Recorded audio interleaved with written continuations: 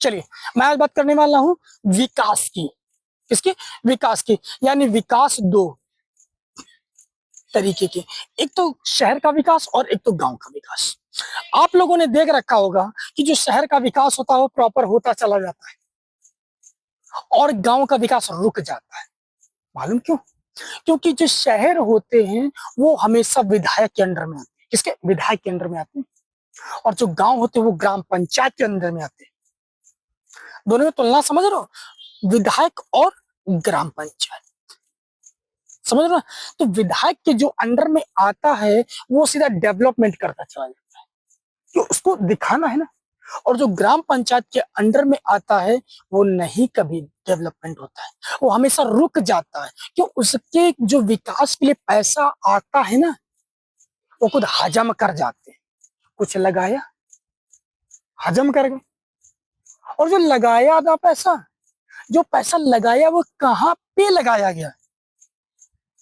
वो पैसा उस गांव में लगाया गया जिस गांव से उनको वोट ज्यादा मिले। बाद बाकी जो गांव है उनके लिए, मान लिया एक गांव में या एक पंचायत में 5 गांव लगते हैं। 2 गांव के जो वोटर हैं उन्होंने सपोर्ट दूसरे को किया और 3 गांव के वोटर ने सपोर्ट एक को कर दिया। तो यानी 3 गांव का जो मुखिया बना तो वो जीत गया। तो टोटल उसके गांव में आ गए या उसके अंडर में 5 गांव। तो 5 गांव, अब जब विकास का पैसा आएगा तो वो विकास का पैसा तो पूरे 5 गांव का आएगा ना। 5 गांव का आएगा। वो क्या करता है, उस पैसे को लेकर, मान लिया 1 करोड़ आया तो उस पैसे को लेकर जाके 5 गांव में देना है, डेवलप करना है।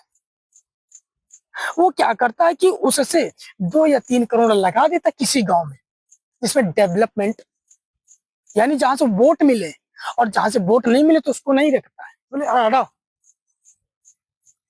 तो कारण समझो, गांव का डेवलपमेंट इसी वजह से नहीं होता कि वहां पे ग्राम पंचायतें लगती, और ग्राम पंचायतों का चुनाव सबसे गंदा चुनाव होता है।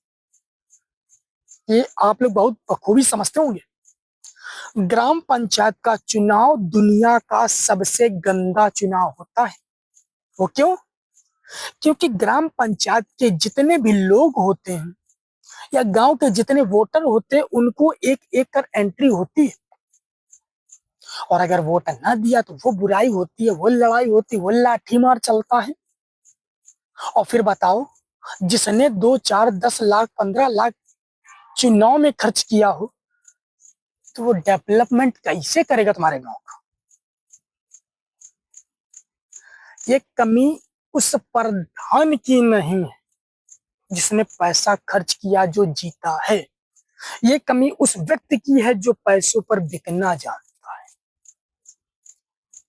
गांव में 100 लोग हैं, 50 लोग पैसे पे बिक गए तो पूरा गांव बदनाम हो गया कि 100 के पूरा गांव खराब है। जो लोगों ने पैसा नहीं लिया वो भी बदनाम है, और जो 50 लोगों ने पैसा नहीं लिया तो वो सोच रहा हम वोट इस वजह से देंगे कि हमारे गांव का विकास हो जाए, नाली बन जाए, खर्चा बन जाए, लाइटें आ जाए अच्छी। लेकिन 50 लोगों ने मिलकर उन 50 जो अच्छे थे उनके भी बिल्कुल नैया, बिल्कुल उनका भी नरसंहार कर दिया है। तो विकास कैसे होगा? चाहे तुम पहले खा लो और चाहे तुम बाद में खा लो। और फिर प्रधान जी भी सोचते हैं अरे चलो हटाओ, विकास तो उसका करना है जो मतलब इन्होंने वोट दिया। इसी वजह से आज तक गांव में नालियां नहीं साफ हो रही, और नाली साफ करने के लिए 2 नहीं 4, 6 कर्मचारी भी लगे हुए। और नालियां उस दिन साफ होती, साफ सफाई उस दिन होती जब कोई अधिकारी गांव में चक्कर लगाने आता है। तो हम ये कहना चाहते हैं, क्या शहर को नहीं देखते हो आप लोग? उनका डेवलपमेंट कैसा हो? हमारा साफ सीधा मेन एक ही आप लोगों से कहना है कि जितने गांव ग्राम पंचायत में आते हैं इनको उठाकर सीधा जिला पंचायत में फेंक दो, यानी विधायक के अंडर में डाल दो। ना प्रधानी, ना बवाल, ना गांव की लड़ाई, ना किचकिच। क्यों? जो विधायक होगा या जिला पंचायत होगा सदस्य, वो कभी एक दूसरे को देखने नहीं जाता है, उसको केवल जीत से मतलब होती है, बस छोड़ के जाओ। अगर उसने किसी को वोट नहीं दिया है या मतलब किसी ने उसको वोट नहीं दिया तो कभी लड़ाई लेने नहीं आएगा। और एक गांव के जो होते ना, अगर एक वोट से हार गए, या बड़ी लाठी चलती। ये वोट नहीं है, ये नंग नाच है, चुनाव नहीं है। तभी कहा गया दुनिया का सबसे गंदा चुनाव प्रधानी का होता है, ग्राम पंचायती का।